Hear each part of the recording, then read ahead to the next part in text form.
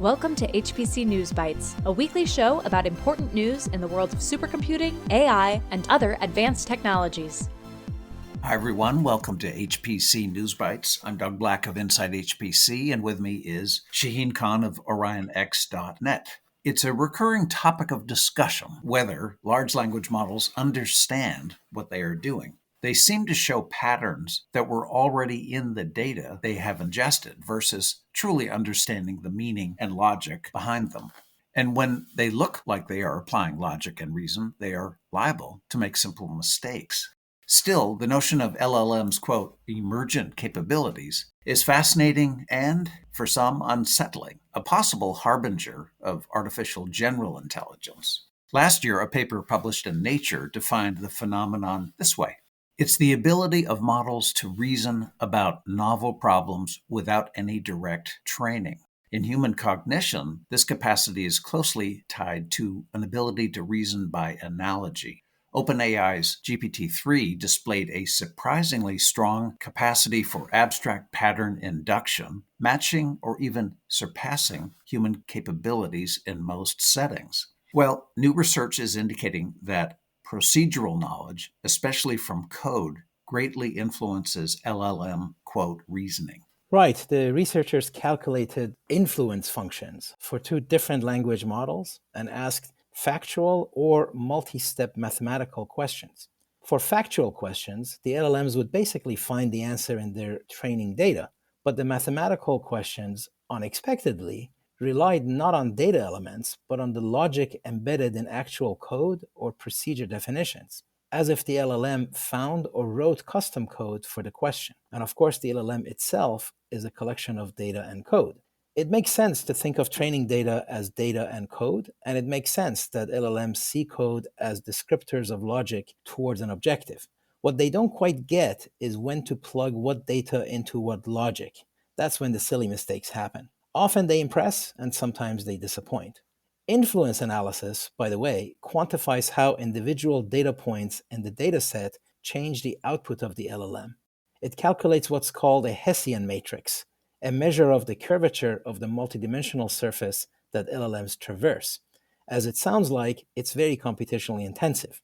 But they have a new algorithm called eigenvalue corrected, Kronecker factored approximate curvature, EK-FAC, which is a lot less computationally intensive.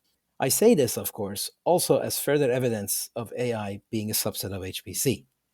While we're here, we should cover Agentic AI, which moves AI towards autonomy and is emerging as a big milestone after large language models. AI models ultimately will be required to do three things: do reliable work within a limited scope, do a lot of different things in a wider scope, and lastly, move towards more general AI and autonomous operations. AI agents cover the first requirement, reliable work within a relatively limited scope, and super large language models are chasing AGI. So in comes multi-agent systems that let multiple agents plan, collaborate, and iterate to perform more complex and multi-step tasks. This is looking very promising, and there was a paper by ByteDance, the owners of TikTok, and the University of Melbourne in Australia about it. What that describes is a multi-agent framework that combines 5 specialized agents, like a reader, a planner, a developer, etc. A multi-phase workflow definition that guides the agents, provisioning for a fixed number of iterations so agents can refine their work but also avoid too many iterations. Access to many machine learning tools so the agents can communicate with the data they need and perform prep tasks, and generating detailed reports along the way so humans can keep up with how they are doing it.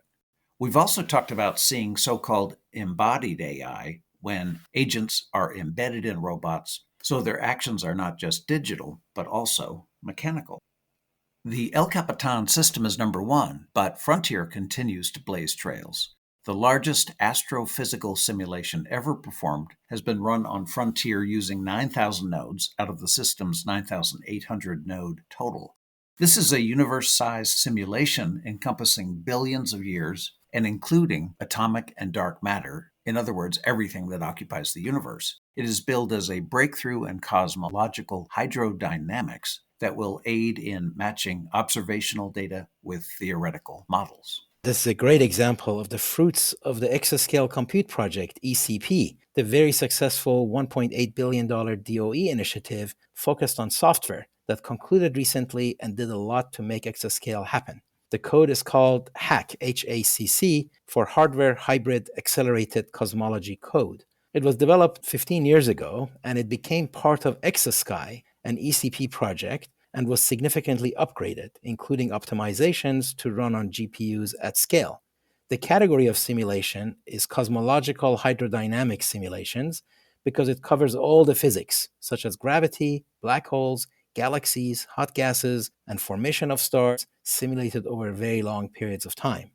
The French government has announced it is helping fund the construction of 6 nuclear reactors in France with a combined capacity of 10 gigawatts, or about 1.65 gigawatts per reactor. Now, if you're like me and lack a point of reference for gigawatt numbers, here's a way to look at it. 10 gigawatts is enough capacity to power about 2 million homes for a year. So 5 gigawatts equals the annual power needed for 1 million homes.